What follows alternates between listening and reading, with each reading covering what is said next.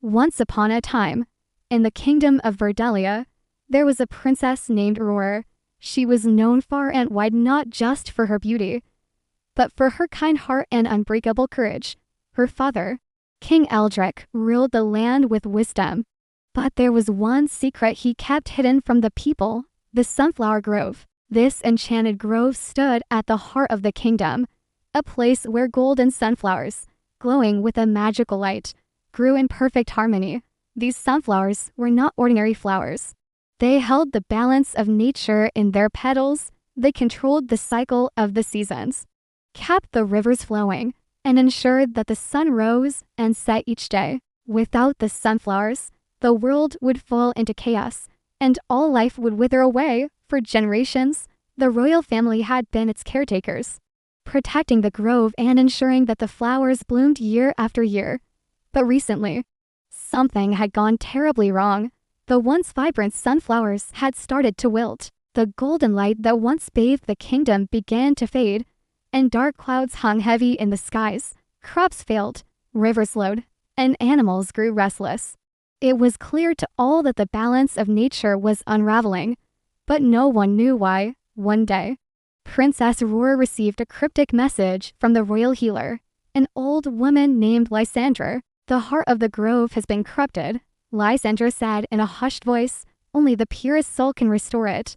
But you must hurry, time is running out. And if the last sunflower dies, the world will be plunged into darkness." Aurora, though young, was no stranger to adversity. She had trained her whole life to be a leader, but this task felt different. She knew this wasn't a battle with swords or shields, but one of the spirit. With a heavy heart, she set out on a journey to the Sunflower Grove, determined to save her kingdom. The path to the grove was not easy. The closer she came, the more she noticed the changes. The trees that once lined the road were losing their leaves, and the once bubbling stream had turned into a sluggish trickle. Aurora pressed on, her heart heavy with each step, but her determination never wavered. When she finally arrived at the grove, she gasped in disbelief. The sunflowers were half dead, their petals drooping and their golden glow dimming. At the center of the grove, where the largest sunflower stood, was a dark, swirling shadow. It pulsed with a sinister energy that made the air feel thick and suffocating. In the center of the grove stood a figure. He was tall and cloaked in shadow, his face hidden beneath a hood. "So, the princess has come," he said, his voice like the rustling of dry leaves. "You think you can save the grove? The balance has been shattered, and there is no going back." Aurora stepped forward, unafraid. "I don't know who you are, but I won't let you destroy what my ancestors protected. The grove is the heart of this kingdom, and I will do whatever it takes to restore it." The figure chuckled. "You misunderstand, princess. I am not your enemy. I am the shadow of forgotten hope. Long ago, this grove was more than a mere balance of nature. It was a symbol of hope, of unity between man and nature. But people have forgotten that. They've become selfish, taking more than they give, forgetting the sacred bond. The flowers died because hope died in their hearts." Aurora, though confused, listened carefully. "But we can restore hope," she said softly. "The kingdom, my people, they still care. They have not forgotten." The shadow figure shook his head. "It's not enough to believe. You must act, and you must believe with all your heart. Only then can the grove be healed." With those words, the shadow vanished, leaving Aurora standing alone in the grove, the weight of the world upon her shoulders. She knew that she had to prove that the people of Verdelia still had hope. But how? Suddenly, the words of Lysandra came to her. The purest soul must restore it. Aurora closed her eyes and took a deep breath. She had always been taught that true leadership came from caring for others, from selflessness.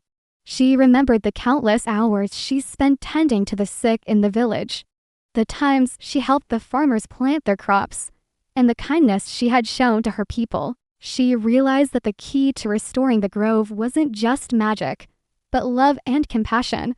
With newfound resolve, Aurora knelt by the central sunflower and placed her hands gently on its wilted petals. I believe in the goodness of my people, she whispered. I believe in the power of love, of kindness, and hope. I ask the earth, the sky, and the sun to help me restore this grove, for the good of all.